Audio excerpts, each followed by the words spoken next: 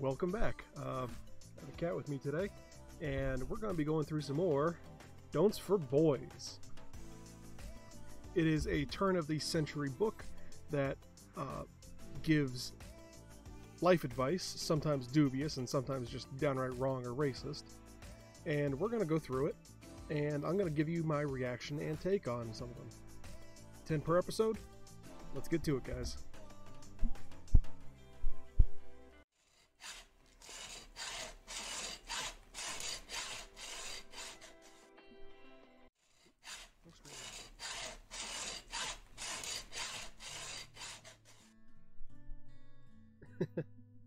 So this is Tipser. Say hi, Tipsy. Yeah, she doesn't care. Don'ts for Boys. We're starting on page 56, so we're moving through these pretty fast. Don't talk pedigree. Boast of something nobler if you must talk of inherited things. And that's pretty good. I mean, your family shouldn't be what makes you you. It should be of traits you have. I don't care who your father was. Hey, Tipsy. So, yeah. When talking about your private affairs, do not choose your boarding room table as your auditorium. Oh, going for a walk. And honestly, you should never really talk about your private affairs to people who aren't involved in your private affairs. Right. That's just decent common courtesy. Oh, your butt's on screen. Don't forget that a still tongue often denotes more wisdom than an ample vocabulary. Great quote from Samuel Clemens. I can't remember it now. It's better you be silent and me think you the fool than you open your mouth and prove it.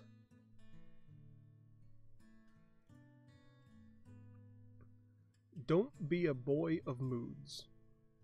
Be reliable. Make your moods conform to the duty of or pleasures. To your duty or pleasures. In short, don't let your attitude get in the way of doing your job. Don't let your attitude get in the way of having a good time. Because, yep, your butt's on screen.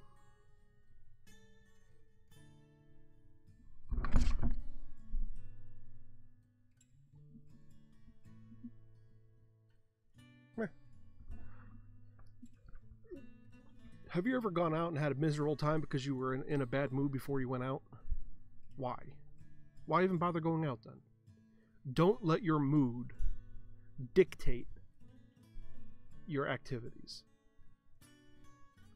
If you're in a bad mood before you go to work, leave that bad mood at home. Same thing when you come home from work.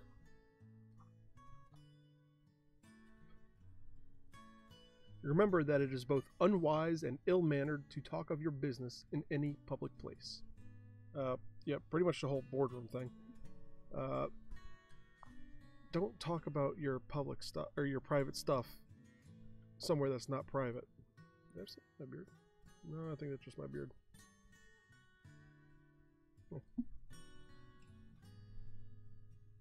Don't permit your mother to spoil you. Turn the tables and pet her. That could be phrased a little bit better for times right now, but you know, I'm not even sure how to phrase that better. I just know it shouldn't be like that. Don't expect of another more than you would cheerfully give him if circumstances were reversed. In most cases, don't expect as much. And that's just good advice, because you should always give 80% of yourself, but only expect to receive 60% return. with most people, because most people are takers. And that's a sad fact of the world, but it is.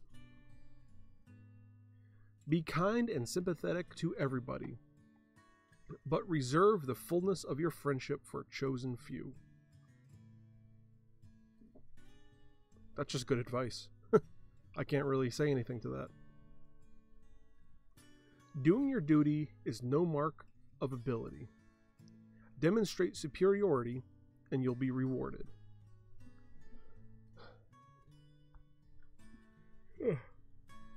Plain and simple, guys. Don't think you're going to get rewarded for showing up to work on time, or for doing exactly what you're supposed to do in the first place. However, if you do go above and beyond, you should be rewarded. Even from a small income, save a little for harder times. Don't spend all you earn. This is probably the hardest piece of advice I've ever seen to follow. Because how do you save for hard times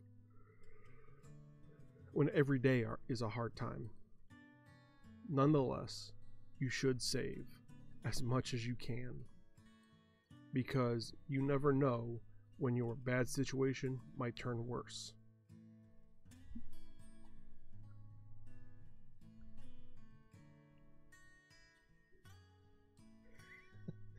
Girls make sport of boys who talk too much of self. Don't criticize the personal note too often. Or don't strike the personal note too often. Yeah, it's much better to be known as a man of action instead of a man of words. You got to think at a certain point. You can sing your laurel. Bleh. You can sing your laurels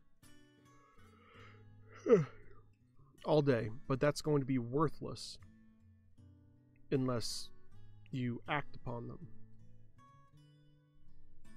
And at a certain point, people are going to start making fun of you for it. Plain and simple.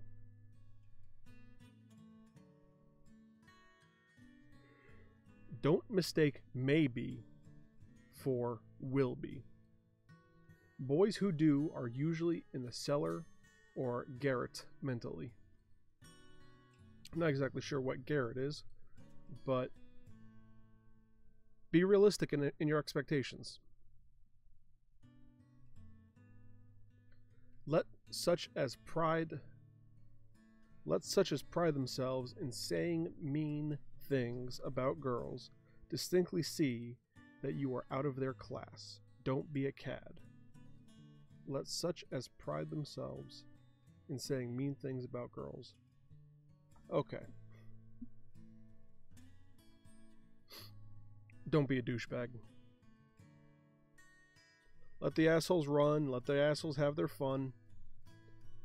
Don't you do it. And you will reap rewards down the road.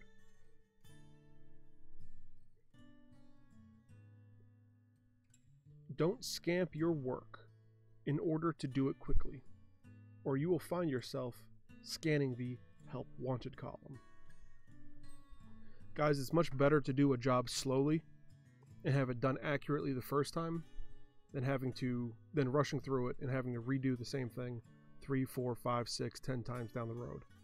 I worked at a company that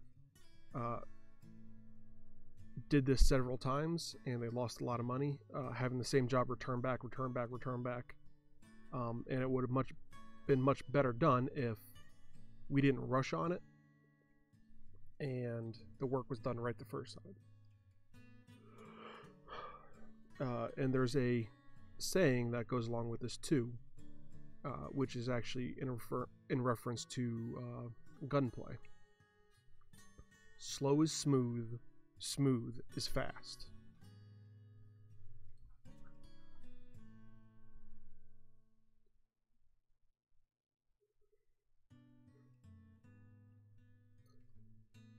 Don't confuse criticism with censure. The first is kind, The latter, though, hard to bear, is often salutary.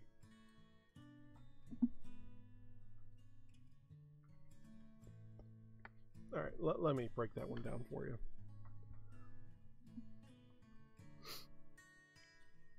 Criticism is nice. It means they're trying to help you. But when people don't even want your words heard, your media seen, take that as a great salutation. Because now you're up there with them, beating them at their own game.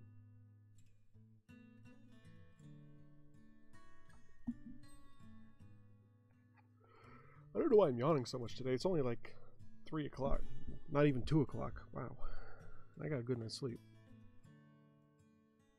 If you can't afford to get in the game, say so in a frank and manly way. Don't hedge or sneak away. Basically, just be honest with everyone around you. Listen, guys, I can't play. I can't come out tonight. Sorry. Whatever. Don't jolly girls. It's not only mean, but unworthy of a manly boy. I don't know exactly what they're referencing here. Don't jolly girls. I mean, you can see it.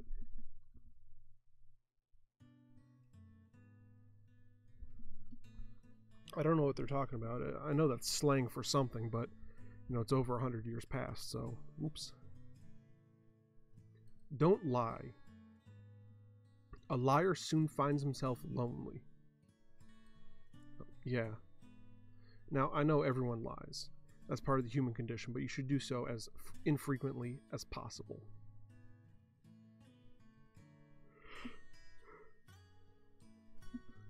Don't tattle. Of all contemptible people, a tattle breaker ranks first. Or a talebearer ranks first. Yeah. Snitches get stitches. Don't be a wise guy. Boys who think themselves wise are often deservedly guyed.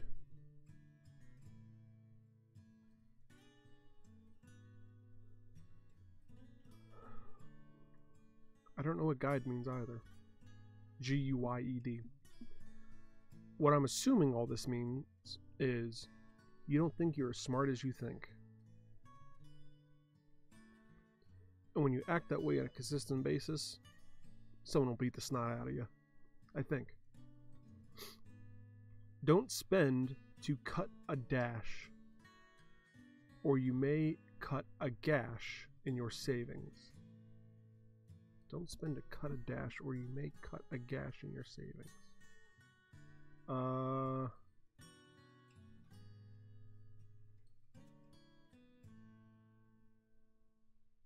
I guess? I don't know. That's kind of worded odd. A lot of these were worded odd today, so forgive me for not really being able to just pick up on them.